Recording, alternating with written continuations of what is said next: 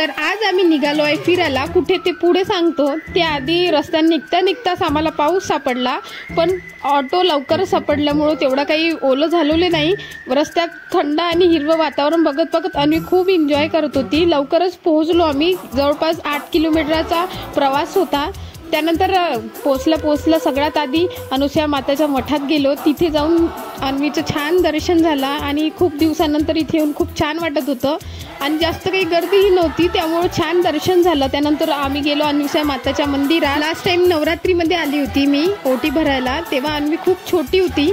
आता 1-1.5 वर्षाची झाली, तेव्हापासून मंदिरात काही दर्शन झालं नाही. तर आली आहे म्हटलं तर छान दर्शन केलं. त्यानंतर अन्वीला आईच्या पाळण्यात पण झुलवलं आणि आज होती अंगारक चतुर्थी, त्यामुळे जवळच गणपती बाप्पाचं मंदिर होतं, तिथेही जाऊन दर्शन केलं. छान सुंदर मंदिर आहे, तिथे जवळपासच मंदिर आहे, खूप दूर पण जावं लागत नाही. त्यानंतर मस्तपैकी आलू चाट खाल्ली आणि भेल खाल्ली आणि घरी यायला निघालो. तर असा होता माझा आजचा दिवस. भेटूया पुढल्या ब्लॉगमध्ये.